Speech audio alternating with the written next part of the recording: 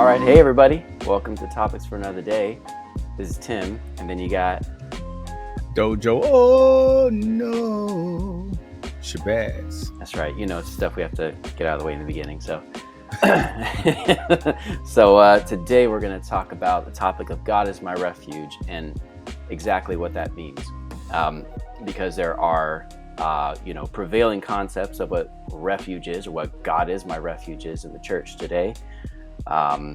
People think different things, and some are coming from various perspectives, various viewpoints. So we'll touch on that and probably dive into the Bible, see what the word refuge really means, and then just do what we normally do and discuss it and flesh it out. So first of all, we'll start with this. And what you and I were talking about is that there's, let's say, two prevailing, there could be more, two prevailing concepts of what God is my refuge is in the church, at least in my experience and maybe in our experience. Now, there could be many others because, of course, there's plenty of denominations out there, and I'm sure they have very different views. But from what I've been exposed to, you and I have been exposed to in quote unquote the mega church, the mega Christian church, word of faith movement, stuff like that. When you say God is my refuge, I would say that the popular Christianity today, when I say popular Christianity today, it's those mega churches that are preaching that there's an element of self-help in the Bible, right? Come to God and things get better. Get saved and God will work your life out so that it benefits you. So they'll say, hey, God is my refuge. And they'll teach God as your refuge as, hey, you're in a tight spot. You don't have enough money in your life. You can't pay your bills. You can't get that house you want. You can't get that job you want, so on and so on and so on. God is your refuge. Run to him. Talk to him, and he will give you all those things that you're asking for. You're in tough times in your life, right? You're experiencing tough times. Well, it's because you're not running to God. You need to run to God. And once you get into his refuge, then all those things will turn around for you. And you'll get that job Yeah. and you'll get that house and your bills will be paid and so on, so on, so on. Essentially, God is my refuge, meaning you'll be able to escape out of a certain situation, right? Yeah. I don't know if I coined this or someone else said it. If I heard someone else say it, but I refer to it as avoidance theology, Yeah. where they have this idea of, well, they want to get out of the situation, of course, as soon as possible, and then they want to avoid bad situations. Yep. So, which ties into the second one, which I Hmm. know I cut you off, so I'll Yeah. let you The second continue. I one. just want, yes. Yeah. The second one, which, why beat around the bush is what I believe it truly is that God is essentially my refuge in that situation. He is my refuge Hmm. during those hard times. So it means that Hmm. he is a place that I can run to, and we'll probably talk about it. That's how David says it in the Psalms, and even in Second Hmm. Samuel, he sings a song about his escape from Saul and from the troubles that he was in. He sings a song to the Lord and saying, "You are my refuge. You are my rock. You are my fortress." And even though Hmm. God did deliver him out from that, up came the next problem and the next problem and the next problem. So, again, not to beat around the bush, that is what I truly believe. And, we truly believe here is that God is your refuge through that hard time. The hard time does not go away. In most Yeah, often, through it. sometimes Yeah, it does. Yeah. Through it, yeah, through and in, through and in. through and Yeah, in. you got to go through stuff it's like working out, Hmm. right? You work out, and I think exercise and the that's the best example to see how things work even on a spiritual level, where when you in order to build that muscle up, and I know you guys can't tell, but I've been working out, right? I've lost a little bit of weight. I'm gaining a little bit of mass, right? I'm not the youngest cat on the block. I ain't the oldest either, but I'm not the youngest cat. It don't happen like it used to.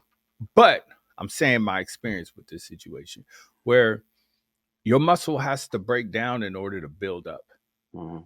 right? It's like, you strain, you put that tension, that time under tension, you stress your muscle, you're pushing, hopefully pushing more weight than you're used to. And that usually what it goes. You push a certain amount of weight to strain yourself to the point where your muscle fibers actually break down, Yeah. right? And it's that healing process of the muscle. And you could tell me, because you studied a little bit of this in college too, Mm-hmm. right? And being I say a former athlete, right? You played baseball and all of that. Former. So, and Yeah. you were good, you're a pretty good player, man, from what Mm-hmm. your pop say and from what you say. Yeah. But yeah, your muscle fibers actually break down, and Mm-hmm. the actual getting stronger is the muscles healing themselves. Yeah. And when they heal themselves stronger. They do. So it's that repetitive process of breaking down, so effectually damaging your body, right? Mm-hmm. And it's that healing process which actually makes you stronger. Yeah. So I think on a spiritual level, we want to avoid all that. I mean, even on a physical level, how many times do you see something, scroll through any social media, any, YouTube or any commercial, and you'll see something where it's that get rich quick Right. mentality, right? To get thin quick, to get buff quick, right? That whole shortcut Yeah. aspect. And I see it, there's people that want to, I'm going to leave that alone. Yeah. But there's Yeah. there's people that, yeah, they want the shortcut, Mm-hmm. right? They Yeah. want to just get to wherever their destination is without actually having to go through the struggle, the trials, and the really the growth that's necessary. Yeah. And it's going through those struggles and trials which produces that growth, right? Yes. And proves our faith, right? Yes. Our faith is proven through the fire. Man, this is So if you across the board, huh? Y- yes, yeah. yeah, Across the board. yeah, Yeah. yeah. So you can't have a mentality of wanting to avoid things. Now there's certain times where God will direct you in a way so you do avoid things, right? We hear stories about it all the time where, oh, I didn't get on that particular plane, or I didn't get in that car and something terrible happened, right? I didn't go to that particular event or whatever it is. Yeah. And yes, you avoid something like that. That is the case. And I think both applications are applicable, to kind of be redundant with the root word. Yeah. But I think Christianity, as you mentioned, oftentimes, or a lot of Christians, let me say it like this, especially in evangelizing, they lean too heavy on that avoidance aspect Oh yeah. and not on the endurance aspect. Mm-hmm. And that we all know the idiom of the what's it, the diamond is formed out of pressure, right? So you Yeah. got coal, then under that extreme pressure, then the diamond is formed, Mm-hmm. right? Mm-hmm. So God Yeah. he's put examples, right? As the scripture says, his invisible attributes are clearly seen by what is seen, right? They're clearly understood by what is seen. Yeah. You could look at nature, you could look at natural processes, and you can see how things work even in the spiritual realm, because the natural is a reflection of that. Yeah. That's what I was going to say. When you're talking about everything you just said right now, the concept that pops in my mind is people are people, right? Mm-hmm. Human beings are human beings. We have a particular nature, and we want to avoid tension in our lives. I mean, that was even Freud had that principle that I don't know if he coined it necessarily, but he said he called it the pleasure principle. And human Mm-hmm. beings operate, your conscious or subconscious operates by that principle. And you, as a human being, you want to avoid tension, you want to avoid discomfort, and you want to maximize pleasure. You want to maximize the good. So Mm-hmm. naturally, that's what's going to sound good and be attractive to us as a human being. So the church has monopolized, no, they haven't monopolized that, but the church has definitely, taken advantage of that. So they have Yeah. catered a particular message like this: God is your refuge. They've twisted that message to Mm-hmm. cater to that pleasure principle that's natural in human beings. So they, Mm-hmm. instead of preaching exactly what the Bible says about God being our refuge, that He's going to be your fortress while the storm is still raging outside. Because Mm-hmm. the storm will not stop raging. It's not like God's going to stop that storm, but He will provide a place for you to where you can get out from underneath that storm, and then you can turn your attention to Him. That's why Mm-hmm. David says, He is my fortress. He is my rock and foundation. He is my fortress and castle above me. and he is my deliverer. He Hmm. delivered me out from that. But it's still raging on outside, you know. Yeah. It's still going Yeah. on. So that's why I'm saying the church, they have understood. Unfortunately, the church in many places, um, and the church that I'm talking about is the one that I don't care for, is the one that they've, marketized, commercialized Christianity for profit, Hmm. and Hmm. they've made the message that God is your refuge. Hey, run to Him, come to Him, which usually involves something specific to that church, like come here and do something here for this church, right? And give here, and Hmm. there's nothing wrong with giving, but they do twist that message, and they say that if you do this, if you do X, then Y will happen, right? If you do this, then God will deliver you out from that problem. You want your problem to go away, Hmm. do this, right? Because we want to maximize your pleasure. We want to. Hmm. That's what God is about, right? That's the message. Yeah. So you keep coming here, or we maximize your pleasure, so you That's keep right. giving. Yeah. Yeah, Yeah. God And I wants to do. do that.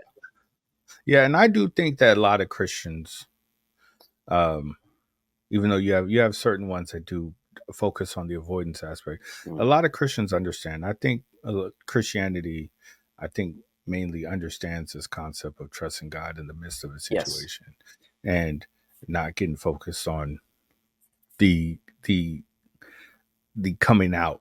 Right, God will bring you out, but Yeah. usually He brings you out by bringing you through. Right? It's not Right. a out as far as avoiding the negative No. thing. It's you're going through that negative thing, and it's in going through that negative thing that you learn to trust God, and you learn how to trust God for that next thing that comes up, and then you trust God in that, and then you could trust God for the next thing that comes up. Right? Like Right. two, three examples, but the first one being David. Right, and we know that the concept of God being a refuge is mentioned all throughout Psalms. Right? You can't read, say, you could barely read a psalm without coming across this idea, concept of God being my refuge, Yeah. being our refuge. And in the beginning of David's story, when he goes to Saul, he hears about what's his name, Goliath. Right? He hears Goliath talking his trash. We'll call it trash. Um, Hmm. I should use another word, but when he hears him talking about that, he goes to Saul and he's like, Saul, I'm going to take out this dude. And Saul's like, what are you talking about? How do you know you can take this dude out? Right? Yeah. What are you? Right? And he said, man, look, God helped me take out that lion. He said, I took out that bear so I could take out the Philistine. Right? His faith for first, tending the sheep, right? Taking care of the sheep, being a shepherd. In that, he had to take out the lion, Mm. then take out the bear, which built him up to like, no, I could take this dude. Right. Right? So you had that first thing. So it wasn't God delivered me out of where when he took care of the sheep, when he was tending to the sheep, there Yeah. was no lion, there was no bear that ever came near. Right. And I think that's the mentality a lot of Christians have is that, I'm going to tend to the sheep and I'm trusting God that no lion ever shows up, that Hey, no bear ever shows up. it's like Right. David is sitting there, tending to the sheep, right?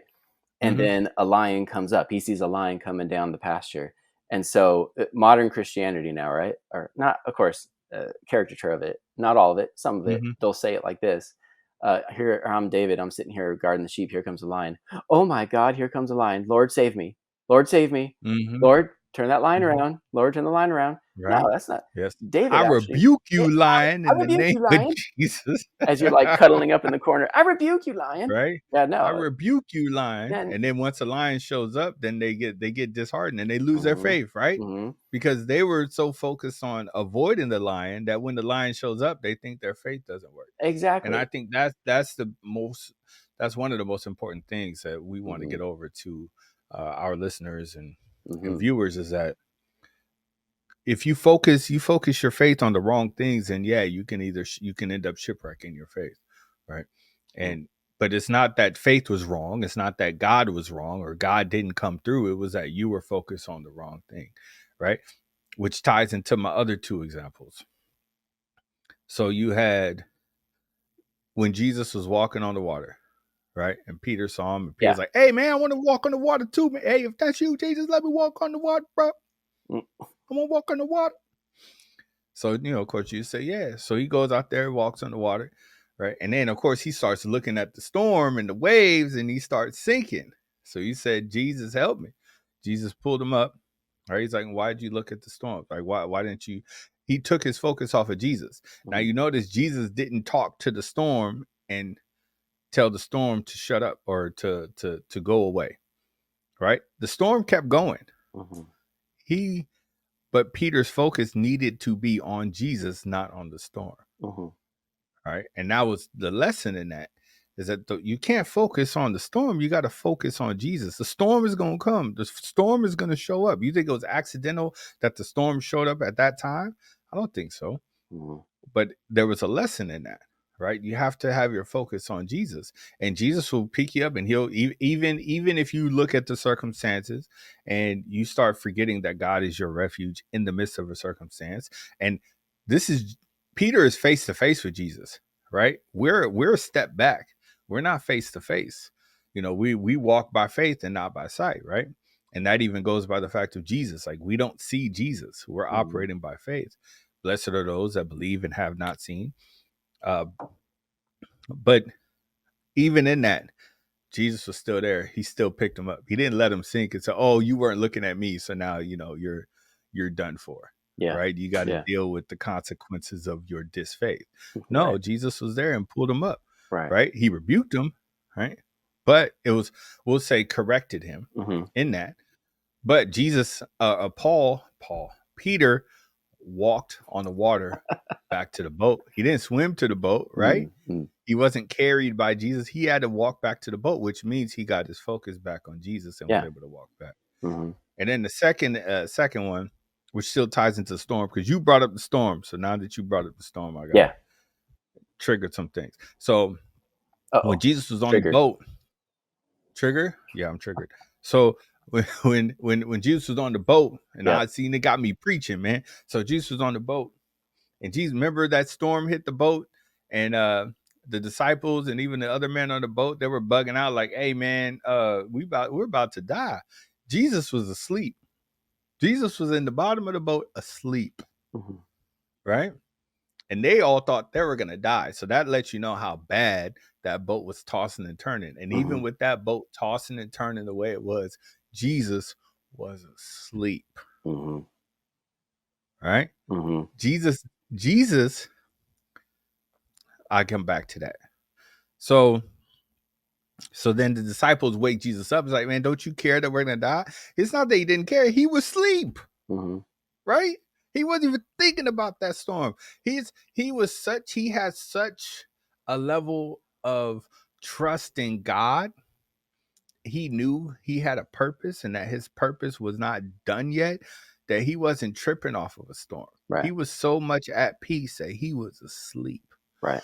So when they wake him up, of course he's mad and agitated, and then he tells the storm to leave him alone, Mm-hmm. right? Peace be still. And the storm does so. And I think what people focus on is that they want to tell the storm, peace be still. They Right. want to tell the storms in their life, Yep. peace be still, Yep. right? When that's not the point of what Jesus was doing. He Mm-hmm. wasn't doing that so we could speak to the storms and say, peace be still. He did that to show them who he was in them understanding. So he said, he rebuked them for not having faith. They didn't have faith in him. You guys are over here tripping and bugging out over this storm. You're with me. You should trust me, right? Being God. Trust me. Don't look at that storm. Look at me. Because I'm the one who has the power to shut that storm down. So if I have the power to shut the storm down, you think I'm gonna let something happen to you? Mm-hmm. He's like, I'm so at peace that I'm asleep. And you Yeah. guys ruined my sleep or interrupted my sleep to wake me up for this, Yeah. Yeah. right? Yep. That's And been. we have to. Oh, you go ahead. Finish. Oh, I was just gonna say that's the mentality that we need to have. Uh, We don't need to Yeah. have this mentality, and I Yeah. don't know if you remember, and maybe I'm misremembering this, but it felt like growing up. That's it was preaching this. It was preached from the perspective of we should be speaking to the storm, right? Yeah, We should have the level of faith that's where right. we can speak to the storm and say, "Peace, be still," and the storm stops. It's like no, Yeah. the focus of it is we should be trusting in God. So if we look at Jesus and Jesus sleep, then we shouldn't be tripping off of it. We should go to sleep too. You Yep. understand? Or do whatever we're doing, not worrying about the storm, because if he's asleep, right, and he has the power to he has the power over the storm, then we should be asleep too. We should be at rest. Yep. That's a better way to put it, right? And Yep. sleep, of course, is like the ultimate form of rest, right? Mm-hmm. So Yep. you should be at rest. We should be at peace, Yeah. just Yeah. sleeping like a baby, not worrying about it. That's like what Paul says, let this mind be in you that was also in Christ. Like this is Mm-hmm. literally what we should have. This has been a huge help to me, by the way. Like you said, Mm-hmm. we grew up in the same church, word of faith type church, mega church. And the message was that, hey, you got problems in your life? Speak to those problems, right? You got to have the mountain moving faith. That I think Mm-hmm. it's Mark 11 or man, I don't know. I'm blank. Was it Mark 11:23? One of those. It said, if you speak unto this mountain, you be removed, it'll cast into the sea, all that stuff. They say you got to have mountain Mm-hmm. moving faith. So just speak to your problem, and then your faith has to be so great that you can just speak to your problems and they go away. Like you could be and I remember this too, man. You could be sitting in traffic on Yes. the 405, and Mm-hmm. you got to have the faith that is strong enough to speak to that traffic and tell that traffic to be removed and open up a lane for me. Really? Yeah, I don't, I remember. I I don't forgot who remember that. I said don't that, dude. remember that And I remember back then, it's because always I yeah. Was it? You don't remember that? it's like, man, I could have used that. I You know, know, living right? out here in I LA, man, I'm I not even could gonna lie, use that. dude. I tried it. I'm not even gonna lie. I tried it. I see again the pleasure principle that was within me that wants to Yeah, accept the things that are pleasing to me. I wanted to believe it, even though logically in yeah, my head I thought, man, this sounds so stupid. But I did it anyway. I thought, okay, well, I mean, if I'm gonna believe this, I got to believe this. So I'll be in yeah. traffic, and I'm like, all right, traffic, I command you in the name of Jesus to open up. Oh, you know what they'll say though? They'll What? say, "See, you had doubt, man." Yeah, exactly. Yeah, You just said you had doubt, that's even when their you out. said it. Yeah, Like right now, if that's the way you said it, man, you right, sounded so unsure, man. You right, sounded right. so like it's like, man, you can't have the doubt, and that's As why it if, didn't happen. Is because you yeah, didn't really believe. as if Peter That's didn't what they'll doubt, say. right? Yet Jesus still pulled him out of the water. Moron. Yes, that's Yeah, true. yeah. So again, it goes to our point. Like you said, Yes. didn't change the storm that was raging. The only thing that changed was that, Peter refocused and said, "Oh God, Lord, save me!" Reached his Mm-hmm. hand out and pulled him out. Water's probably still splashing into his throat as he's saying, "Lord, water Mm-hmm. pouring in his lungs." Wait, how did he do it again? Well, I don't know. How did he do it? I sounded more like a Thanksgiving turkey, like. Yeah. Oh no, that's more like He sounds the. like a suicide I bomber. was there. Look out for a backpack. But That's terrible. That's a big jump. you're right, Mm-hmm. though. You're right, though. We were told that in growing up in that church that you speak to the circumstance. No, that's nonsense. It's Mm-hmm. that gives you that causes you to live in a state of um, you know fear in a sense. It causes you to live in a state of uncertainty, meaning what they're teaching you is what they're teaching us was wrong. It was flat out wrong, and that's not Mm-hmm. biblical, right? Because they're telling you that the biblical message is for you to make you a better Mm-hmm. person. No nonsense. Even Yeah. even the new creation is all about a new creation that's not a physical one. This is a brand new creation, one that we've never known. It was a mystery. It's a spiritual new man, meaning and now we're pilgrims in this land. This isn't even our home. Why are we trying Mm-hmm. to shape up this home and make this earthly existence of ours better? I mean, of course we want to, all of us want to, but why is that the Mm-hmm. focus? That is not the focus. The focus is the spiritual. We need to be doing Yeah. things that's pleasing to God, not pleasing to self, right? Mm-hmm. That's the whole point. We're supposed to be bearing God's image, not our own image. We're supposed to be making God's name great, not our own name great. and and Mm-hmm. and it goes back to the book of Daniel. The book of Daniel, uh, those Hebrew boys were trying to make God be seen as great, and even their names in the beginning, when they list out their Hebrew names, it's praising God, and then in Are comes you talking about? I'm sorry to interrupt you, but you're talking about Shadrach, Meshach, and Abednego, right, right, or a bad Negro? Right, that's right. And Okay. those are the Babylonian Okay. names, right? And, Yeah. the Babylonian names, if you look at the names, the Babylonian names change their Hebrew names to, instead of praise their God, it's to disrespect that God of Abraham, Isaac, and Jacob. It was to praise the Babylonian gods. It was like a smack in the Mm. face. It was to make their names great, not God's name. Even So the Tower of Babel too. Uh, yeah. So are you saying that we shouldn't call them Shadrach, Meshach, and Abednego? well, I mean We that was. should refer to them by their Hebrew names. No, it doesn't matter. You can refer Mm. to them by either one because they were both. So just as long as you know Okay. what those actually meant, Okay. the All right. story behind it, and even the Tower of Babel. It says when they were building the tower, they wanted to make their names great. They wanted to make a name Mm-hmm. for themselves and not for Mm-hmm. God. Right? It was totally against God. So likewise, us in our lives, if we're going to God like a vending machine, and I insert my faith and say, "All right, God, now deliver me out of this problem. All right, make it all go Mm-hmm. away." Most often you're wanting that to go away so that you feel good and that your life Yeah. here is better and you look better and everything for you is better. It's the same. Yeah. Yeah, it's the same concept of Tower of Babel, of Nebuchadnezzar throwing you into the fiery pit. It's throwing you Daniel into the den of lions. It's all the same Mm-hmm. thing. It's all the same thing. Deliver me, Lord. Yeah. Deliver me, Lord. No. Yeah. And the problem is that you never learn what it is you're supposed to learn if you keep wanting deliverance out of a situation. And then if you get so focused on the deliverance out, Mm-hmm.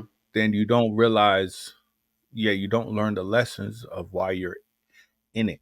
That's right. Right? We're all going through something for one reason or another, and God will know that reason. Sometimes it's just to prove your faith. Yes. Right? But every man and woman in the Bible went through something. Yes. Right? It wasn't just, I mean, who was it really? Was it unicorns and rainbows for? Oh, geez, I Did don't think anyone anyone. experience unicorns and No, rainbows? no. And I'm sure we're going to get to at some point, but Joseph has got to be the key story to really prove this out. I mean, talk about someone who never got to escape out of the problem, but had to go through it, but had something that was built in, like we knew in Psalms. There's a Mm-hmm. passage in Psalms that literally says that God put iron into his bones or iron into his soul. That what Mm-hmm. Joseph was going through, it was building him up to make him stronger. Because he started off as that Mm-hmm. daddy's mommy boy with the coat of many colors. He was the favorite, dancing Mm-hmm. around, seeing With visions. Yeah, the gay coat, yeah, the gay coat. the That's gay right. Punks. But ribbon. and then can you imagine? I mean, we would all do the same. Let's be honest. We Yeah. had, if we were one of 12 kids, and the youngest one is dancing around there with the really nice coat that probably cost money to put together, and it was given to Yeah. him to wear around. Clearly, yeah, clearly daddy's favorite. Yep. Clearly daddy's favorite, and he ain't doing nothing too. All he's doing is running around snitching on his brothers. And so Mm-hmm. so then he comes up with a story of oh, I had a dream and all you guys are going to bow down to me and worship me. Even Mm-hmm. mom and dad, even mom and dad are going to bow down and worship me. And it's like, Mm-hmm. I don't think so, buddy. So anyway, you start off as a sissy, and then you get thrown into a pit. Your brothers want to kill you. Mm-hmm. Your brothers want to kill you, but they don't. They sell you to slavery. You go get sold to the captain of the guard of Pharaoh. And then you think, oh, that's bad. I'm a slave now. It's going to get worse because captain of Mm-hmm. the guard has a whore for a wife. And, she's going to want to sleep with you. And you do what's right, morally speaking. You Mm-hmm. don't give into it. Hmm? Yeah. You He said was what? the first Me Too. He got Me Too. He got me He was too, the first man. one to get Me Too. Yeah. Yeah. And what did he You see do? He ran away naked, man. He ran ran away away. naked. I've heard Did people the say, right thing, man. yeah, I've heard people say, man, if it was me, I might as well done the deed. If they're gonna accuse me of it, I might as well do it. I might as well I have done it.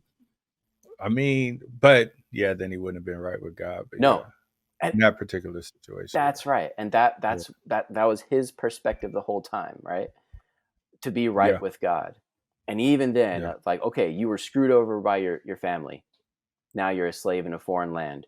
Now you're screwed over by your owner's wife.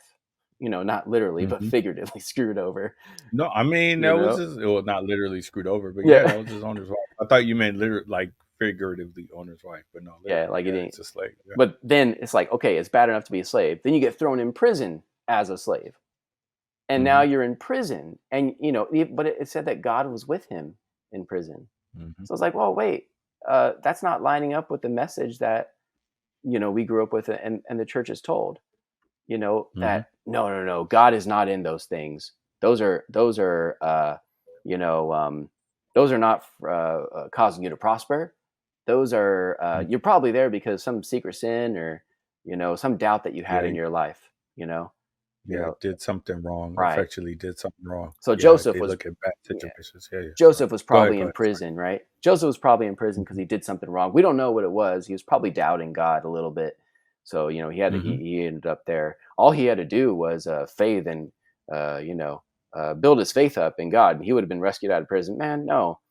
Even when he was in prison, and the story of the cupbearer and the baker, and God helps Joseph to interpret the dreams that for the baker and the Hmm. cupbearer, and says, "Hey, baker, you're gonna get killed, you know, but cupbearer, you're gonna be restored to your position. And but hey, when you get restored, remember me." And Hmm. if you ever heard Gene Scott tell the story of Joseph, it's really good because he says Joseph is hard to identify with for us because we're I'd be screaming and kicking and complaining the whole time, and like, I'd be raising my hand and say, "What the hell? This ain't fair." Hmm. But Joseph Hmm. never did. But there was one point where Joseph showed uh, you know, a little bit of his vulnerability, where he told the cupbearer, "Hey, when you go back, please remember me. You know, Yeah. like tell Yeah. Pharaoh about me. Please remember me." The cupbearer didn't remember Hmm. him. Lazy Nope. bum, didn't remember him. So, I mean, but even then, look at this though. It said God prospered him in jail, Yeah. because they made Joseph in charge of all the prisoners in jail. So it's like, doesn't Man. that go completely against what the message is today? The message today is no, God wants you out of jail. He'll deliver you. He'll set the captives free, and he'll put you on the house on the hill. That's not what he did for Hmm. Joseph. You know what he did for Joseph. Hmm.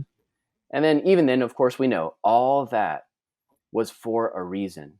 And it's like Romans 8:28 says that God enters into all things to bring out the good for his Yep. people, for those who are called according to his purposes. Probably one Yes. of the most misquoted scriptures in the Bible, because what Paul is saying is that God synergistically works with you where you are to bring out his good, not your good, Hmm. his good. It's good. And that's what And Joseph that's did. is good. Yes, yes, yes. Yeah, Is good. his good, Yeah. his good. and Yeah. and then Joseph ends up being second in charge of all of Egypt, becomes the Hmm. mastermind of consolidating the land, moving the people, consolidating the food supply during the 7 years of plenty to prepare for the 7 years of famine, which Hmm. God used to bring The Jacob and the children of family. Israel. That's right, Yeah. Yeah. into Yeah. His Egypt. family. Yeah. That's right. Yep. That's Which right. which led to them being in Egypt, which was the prophecy that God gave to Abraham. Exactly. Right? So whose There we go. story is it? It's God's story. It's God's story. It's Yep. God's And we're story. just we're players in his story. Yep. Like, actors or whatever you want to call it. And But yeah. and that's what I Yeah. wanted to say when you said earlier, that's what's given me so much peace. When it Hmm. says, God will give you peace. But what is this peace? Peace is not happiness. Um, it's not happiness, at least the way we define it. Peace is something different. And, I'll go through personally, and you too. I know you too. We'll go through such hard times in life. They are not comfortable.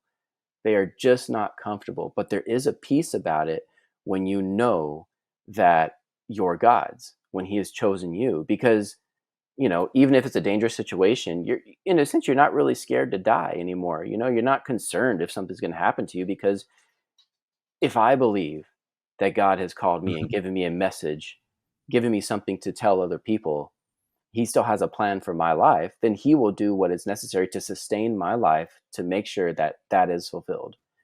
you know. Mhm. So I mean, why would I be concerned about things, like David? I'm not going to sit in the corner and scream and cry, oh my god, there's a lion. I'll see it, Mhm. and I'll know that God has tasked me with protecting those sheep.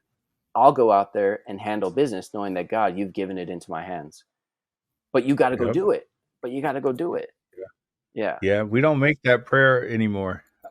God deliver them into my hands, or Right. yeah, right? We don't say that. Deliver Uh-huh. them into, like, we go, oh, take me out of their hands. No, deliver them into my hands. That's And right. to tie into what you said with Shadrach, Meshach, and a bad Negro, Mm. my which is one of my favorites. That's one of my favorite situations, because when they were called on the carpet, right, by Nebuchadnezzar, Yes. right? And he said, either you bow down and worship the image when the music plays, or I'm going to throw you guys into the furnace. Right. And they said, okay. They said, our God is able to deliver us out of the furnace, Hmm. right? But even if he doesn't, That's the part everyone misses. but even if he doesn't, Right. I mean, that's it right there. That Yeah. sums it all up. That takes We're still balls, gonna man. we're still not gonna bow down. We're still gonna worship our God. And that's the mentality that we have to have in every situation. Hmm. Yes, my God is able to speak to the storm and shut the storm down. Yes. But even if he doesn't, and I speak storm metaphorically to situations in our lives, if that's Hmm. not clear.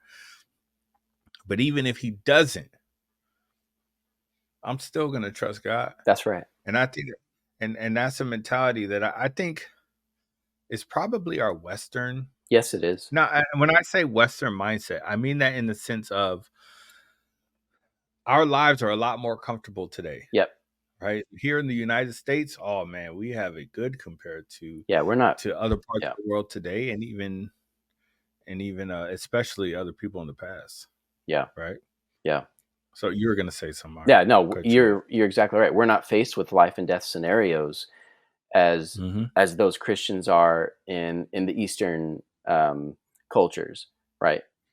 They're faced with Hmm. life and death scenarios if they're even to profess their Christianity at all. We're not faced with that, and even then, Hmm. we can't man up and do what is necessary to accomplish our Hmm. goals, right? The closest Yeah. thing is the closest thing is COVID, when all the churches closed, or say it rather this way, when the state said that the church was what was the term they used again? Non-essential. Non-essential. That's right. Non-essential. That's right. Yes. Oh, areas of worship are non-essential, so you are not allowed to go. I'm sorry, what? Not allowed to go? You don't tell me Mm-hmm. what is or is not allowed when it comes to my relationship with God. God does. Yeah. God does. Yes. And Yes. so I remember that was like the closest thing that I can think of, that when you talk about Daniel and the fiery furnace, and this is not even close at all, but Hmm. maybe one of the closest things. And even then, the failure rate of Western Christianity to uh, persevere past that state mandate, to ignore that state mandate, Yeah. their failure was embarrassing. And our Yeah. church, I'm so glad that you and I can say our church did not close for 1 minute during the entire time Hmm. of COVID. Neither did we fail for 1 minute to go to church like we normally do. We went every Sunday. We went during the Hmm. weekdays. We still went and showed up, and we had no fear. We didn't think if we Hmm. touch each other, social distance. No, man, we're still hugging each other, shaking each other's hands. We're not washing our hands. What's this nonsense? Hmm. You either believe in God or you don't, right? Either you believe in And God or you don't. and Yeah. hey, we even said, even we would say in our church, hey, uh, you know, someone comes to church and let's say they die, right? Let's say they got COVID, which it didn't never happened in our church. Yeah. Let's say someone got sick during that time and they died. Well, their time was up. All right, their time was Hmm. up, and obviously God didn't really need them anymore down here. Their time was up. The Yeah. idea that if God has a plan for you, where you are going to work out his plan here on this earth, then he will Hmm. sustain your life. He will keep you. He will be your Yeah. fortress, right? He will be your refuge during that nonsense and that, I don't know, onslaught from from the spiritual forces and wicked forces in heavenly places. He will be your fortress, and he'll be Mm-hmm. your refuge, your place of hiding. So, Mm-hmm. and man, and that's why I say thank God that we didn't do that. We didn't do that. We still went to church and said no to the state, right? Now Mm-hmm. we weren't very Yep. prominent, we're not very prominent in the eyes of the state and have all this exposure. Let's say like a Joel Osteen church or something like that. But even Yeah. if it was, we would still do the same, right? And we would go Mm-hmm. saying, "Hey, Yep. I'm going to church, and I'm going to go there." And says, "Well, what if you die? Even if I do, I'm still Yeah. going to do it." To be absent from the bodies, to be present with the Lord. Yes. So if I die, I win, right? Yeah. I'm with God. I don't have to pay taxes, right? I don't have Hmm. to deal with any more sicknesses or disease, right? I don't have to put up with your behind, not you, but whoever's watching, right? Yeah. I like you worried Right. about dying, Right. man. I'm not worried Right. about death, right? Right. Now, sure, in my mind, there's certain things I would like to accomplish first before I go, Hmm. right? I'd like certain things seen done in my life before I go. But Hmm. hey, if I Yeah. go, I go. I know I'm gonna be better off. No Yeah. matter what I want, I know I'll be better off. And to add to your point, back when the church first started, and you had martyrs, right? That were Oh getting, yeah. you had James, you had Hmm. Stephen, right? They were Hmm. both martyred. You didn't hear anything about Christians saying, "Oh, they had bad faith," or worrying about that whole thing in relations to serving God, right? Right. Oh, well, what if I can't preach the gospel? What if I die? And they'll say, "Oh, well, COVID wasn't the same thing." Just say, "Okay, it wasn't the same thing. Fine, Mhm. but it was a type and shadow. Yes, it was. It was a precursor." Right? You don't going back to the gym reference. You don't go into the gym and immediately, right? If you have no experience with lifting weights, you're not going to bench 225, right? The average person's not going to do that, right? You got certain people that will, but the average person even doesn't bench 225, Yeah. right? So you don't just get on the lay down on the bench and just throw two plates on each side and say, yes, I'm gonna rep this out. You don't do that, right? You got to work your way up. And Hmm. that's with any weight, right? You work your way up, Hmm. right? And being martyred for Christ would be the ultimate, right? The heaviest weight you could possibly Hmm. take on. I'll say take on, for lack of a better phrase, but face, right? Lift. We'll say lift to stay within the metaphor. That's the heaviest weight you could ever lift, Yeah. right? So you're not gonna lift. You're not gonna max out. At least you shouldn't max out in the very beginning, right? Hmm. You got to build yourself up to that, right? Yeah. So so yes, you have to pay attention to the stuff that happens in your life, just like the lion, bear, and then Goliath, right? And then after Goliath, then he had to go battle Saul, right? Because that whole situation tore him up. Yeah. That situation between David and Saul, that was a tough one for him, right? And then Hmm. he even later on his own son, right? Absalom. Yeah. Yes. So to say, oh, it's not the same thing, yeah, it's not. Right. But neither was that bear and Absalom. They weren't the same thing, Yeah. Yeah. right? Yeah. In David's life. So uh, you have to work your way up. And if you can't pass that earlier test, what makes you think if someone holds a gun to your head and say, either if you believe in Jesus or I'll blow your brains out, Yeah. right? You could even hold up to the state when it came to COVID. Yeah. Yep. Right. And there's certain people that would. There's certain people that would. I don't want to say things across the board, absolutely, but I'm just trying to make the point of, you can't say it's not the same thing as some sort of excuse or cop out. Hmm. Right. It's all applicable. Hmm. Yep. It's you know, the most difficult thing I think that Western Christianity has is grasping the concept of eternity, because the present is so nice. The present is has so much to offer, has so many comforts, especially Yeah. So in the West, especially in the West. And yeah. Paul says, don't set your mind on things down here. Set your mind on things above. I mean, literally, Hmm. we really need to be continually cognizant of eternity, right? Hmm. And our lives, we are now living in eternity in a spiritual sense. That's the new creation. that new creation is currently in eternity, although this body Mhm. is still here living out this life. And in this area, we are where we are pilgrims. So, you know, I think the most difficult thing for Christians is that you get too hung up on Mhm. what's here and now, right? Mhm. So, Mhm. I wish they wouldn't. I wish they would understand. I wish they would understand that what you're being offered in this world is temporal. It's going to Mhm. die. Man, I always get that though. I always go back. I always go back, and maybe that's what it was meant for when I read all those biographies and stuff of of historical people. I got so invested in them because they're so thick. The books are so thick. You get so Mhm. invested in these people's lives, and by the time you get towards the end of the book and they're old and they're dying, it kind of hits me like, oh man, I don't want this person to die, even though they died like freaking 500 years ago. But Mhm. you don't want them to die. It's so sad. And you would look at all of the, all of their accomplishments in their life, and they're awesome. So awesome what they accomplished in life. George Washington and Thomas Jefferson, James Madison and James Monroe and Winston Churchill and Alexander the Great, Mhm. Julius Caesar, Napoleon. These dudes have accomplished so much in their life, and they had such awesome lives.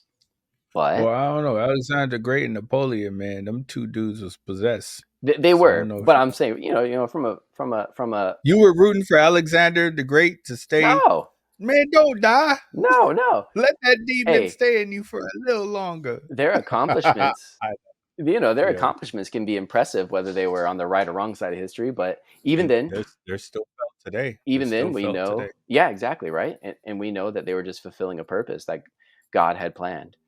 Book Mhm. of Daniel talks Mhm. all about Alexander the Great, talks about his four generals that historically did Mhm. happen. His kingdom split into four.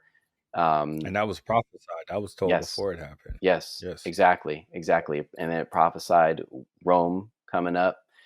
And something that maybe we'll have a chance to talk about later on another podcast Oh yeah. is that image of That'll Daniel, be right? The yes. historical record that aligns with the prophecy of Daniel, of that man, and what all those things Mhm. meant. And what do those 10 toes that are at the end of that image, what does that even mean? How Yeah. can you identify it, and how can we work through that? But that's a topic for another day. So, uh, but anyways, going back to the biographies, it's like you get through them all, you finish the book, and I think as great as their life was, they're dead. They're dead. Mhm. So what? They're not here anymore. So why am Mhm. I striving so hard to accomplish things physically in this life, according to the world standards or according to the state's standards? Why would I strive Mhm. so hard when those men accomplished exponentially more than I'll accomplish in my life? They accomplished exponentially more than I ever will, and they're dead. So Mhm. I think that's the wrong perspective. We need to put on the eternal perspective. You know, Yes. we need to put our, Yes. our sights on things that are not going to die, that are going to last forever. And, Yes. you know, God is my Yeah. refuge is the first one. That's the first step, Yeah. It's I one of think. the yeah, Oh, yeah, yeah. mhm. Because you're everyone's gonna go through hard times, and if anyone gets anything from this particular episode, it's the Mhm. fact that our focus needs to be on God and Yeah. trusting God in the midst of bad situations. I'm Yes. sure there's people listening who are in tough situations right now, whatever it might be, and God is with you, right? If you have faith in Jesus, God is with you, right? Yes. If you don't have faith in Jesus, then have faith in Jesus and His resurrection. God will be with you, Yes. right? He'll carry you in the midst of that situation. Yes. And even like what's that I think it's a painting it was or some sort of it was before memes came out. And it was a picture of two footsteps. And well, before me, I don't know how long memes have been Right. out, but before memes became a popular thing. But it was a image of two footsteps on the beach or in the sand. Mm. And then then it goes to one, right? And the whole premise is that Oh, yeah. the two was Jesus walking with us, and then when it's one, it's Jesus' footsteps and he's carrying us, Right. Yep. right? Yep. And I would say yes, as far as that goes. I don't know if it goes far enough. I think those two footsteps stay there. I think Jesus is there with us in that bad situation, and Yes. he's helping us, walk. Just like with Peter. Peter walked in the water, right? Jesus didn't carry him back to the boat, right? Peter had to get up when Jesus pulled him up, and he had to walk back, Right. right? It wasn't like it was a Forrest Gump, right? Jesus is carrying like Forrest Gump carried Bubba, right? Yeah. right? Yeah. And he's lugging him back to the ship, walking all fast because the waves and the water is coming, right? Can you imagine? And Ah, damn it, Peter! Come on, let's go. Get your ass on the boat. I wonder if that was, damn it, Peter. Every time I still say Pete. I know I said that on Sunday, Yeah. but I said it'd be funny. Pete, damn it, Pete. Damn it, Pete. But um, that might have been a funny thing they called the disciples. Like every time Peter just says over his brother, like Peter, damn it, Pete, right? But anyways, the point is that Jesus is with us, right? And we get so focused on him carrying us and God Yeah. carrying us. And I would argue that we should probably change our focus in that Hmm. and not focus so much on God carrying us, but just God being there with us. So we have those two footsteps, and then the hard time comes, and we still got two Yeah. footsteps Yeah. because God is there with us in that situation. He That's right. never leaves us, He never forsakes us, right? He'll be with us even to the ends of the earth. Yeah. Right. And our joy and our peace is knowing that he's there with us, That's not right. so much that he's carrying us, which he does to a particular degree, but it's more of a focus on he's with us. And That's no right. matter what we do, no matter what we say, no matter what happens, no matter what situation we encounter, no matter how bad, God is with us. Hmm. And we have to remember him in those tough times. And that's really the purpose of those hard times, right? Jesus talked about, he said, a man who hears my word and does them, right? He says, I liken them to a man who builds his house on a rock, right? And the man who hears my words and doesn't do them, I liken him to a man who builds his house on the sand. Hmm. So when the storm comes and beats on the house, like you notice he didn't say the storm would avoid the man's house who was on a rock. No, the storm came and hit both of them. That's right. But the man whose house was on a rock, he withstood that storm. The house stood through that storm. That Yeah. storm came and it went, and the house was still there. Yeah. But the man who built his house on sand, the storm came and washed it away. Hmm. And we need to, Jesus has to be our rock, right? That's right. Our refuge. We have to be obedient to him. First step is he says, I'm the Son of God, right? God so loved the world, he gave me, right, to die for the world. Whoever believes in me shall not perish but have everlasting life, right? Believe in him. Yeah. Those who, he also said in John, that's John 3:16, but in John 17, right, he said, this is eternal life, to know the only true God and Jesus Christ whom he sent. That's it. Like you hold on to that in any situation, that's it. That's all you need. Yep. Right. I don't even think, there's certain level of understanding, yes, God is your healer, God is your provider, all of those things are relevant. Hmm. But usually we, just like the Old Testament saints, if you read the Bible, they learned that as their relationship with God grew. Right. Abraham, right, with the situation with his son where he was offering up his son, and God provided a ram so he didn't have to offer up his son, right? Hmm. And then it's like, oh yes, God is my provider, right? He called him that because he experienced that aspect of him, Yeah. right?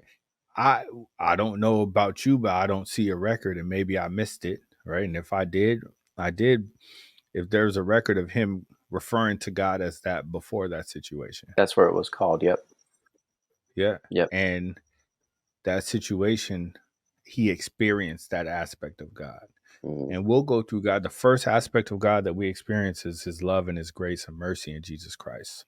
Yep. And then as we walk with God, we'll experience different aspects of him as we go through life. And you'll experience that aspect of, oh, you know what? He is my provider, right? I had this hard time where, yes, I needed a bill paid, I needed some money, or I needed food, I needed housing, I needed whatever, and it was provided for me. And I know God did it.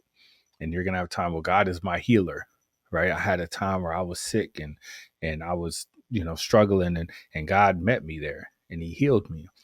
And we get so focused on trying to elevate ourselves to that level of faith, quote unquote, and we never went through it, right? We're trying to lift weight that we've never lifted before, Yeah.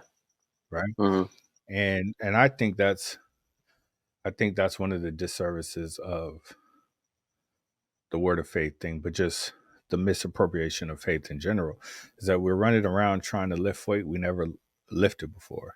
Yeah. And I just had this thought right now, so I could be completely off. But I think God will meet us where we're at, Mm-hmm. right? Yes, God will provide for me. You have a bad situation, you need some money, right? God will provide for me, right? He'll pay this bill. He'll give me what I need to pay this bill. But even if He doesn't, That's right. I'm still going to worship God, That's right. Just like the right? Hebrew And boys. exactly. So Mm-hmm. that's where we need to be at, right? Mm-hmm. Don't worry about the situation. Don't worry about the storm. You focus on God. And Yep. even if whatever need that you think you need met, Mm-hmm. even if that situation goes by you, and the due date of that bill, just to speak in practical terms, right? The due date of that bill goes by and you still don't have the money to pay for it. That doesn't mean God's not real.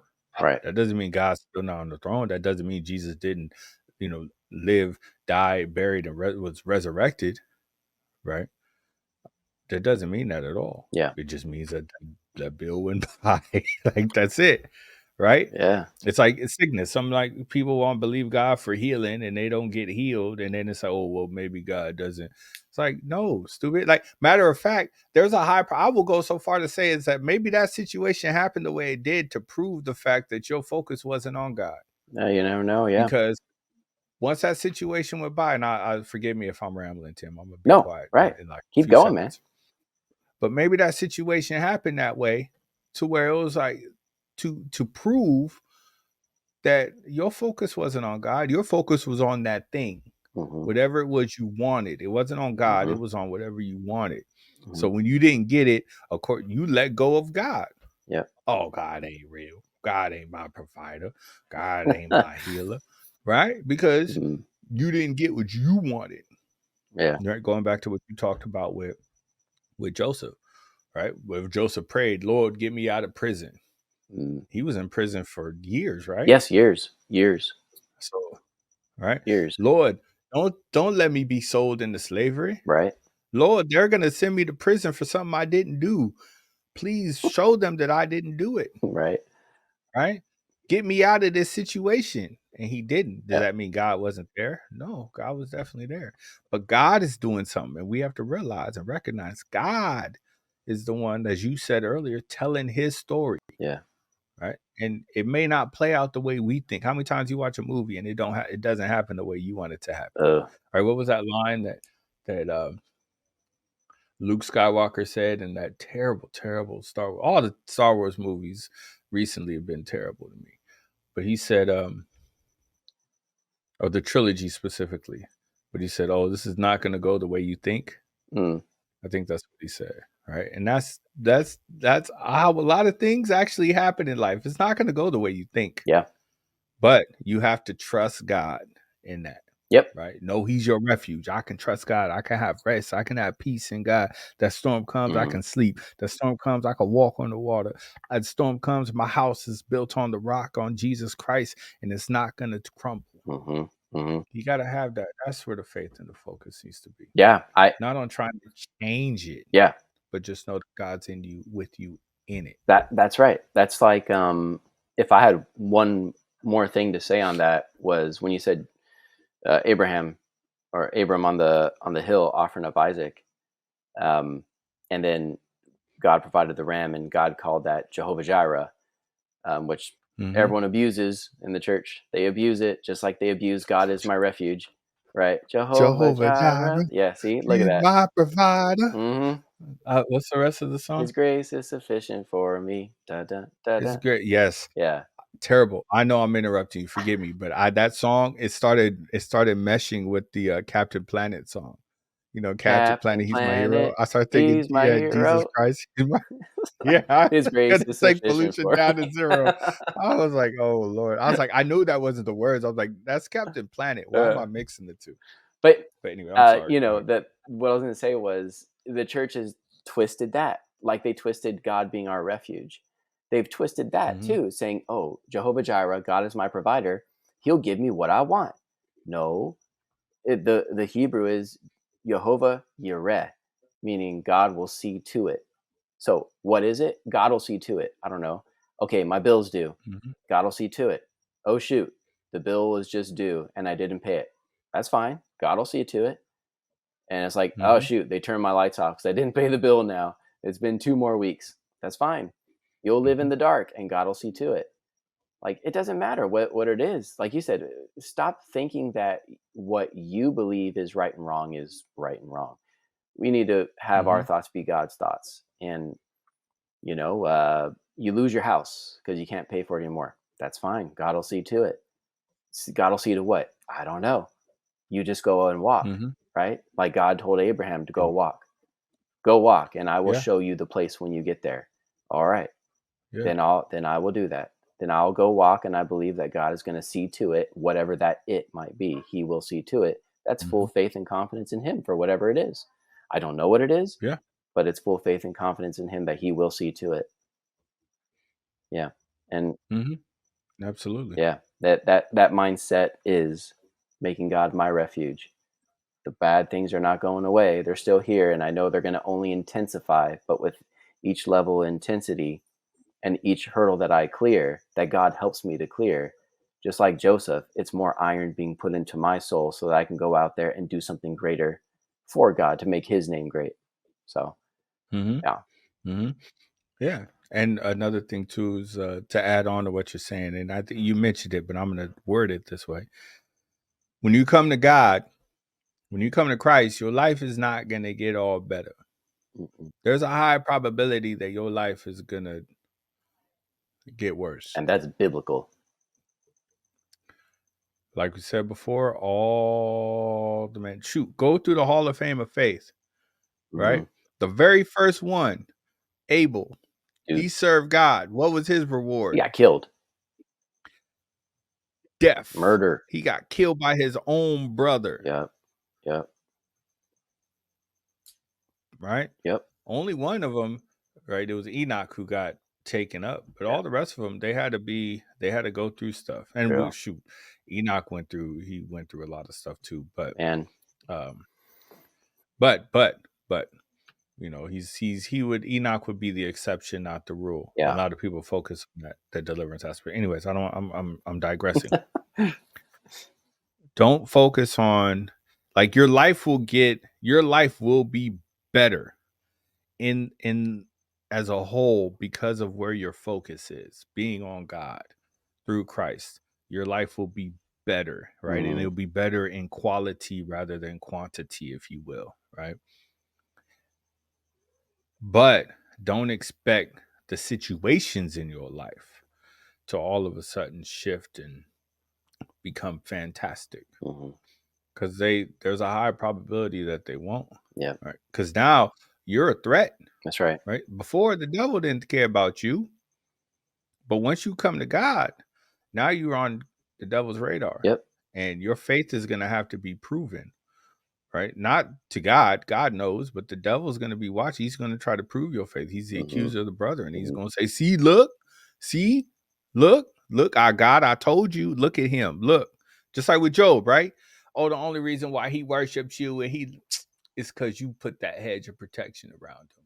You take that hedge away, he'll curse you to your face. What God say? Go Bet, for it. Yeah. bet, bet. I bet you he won't.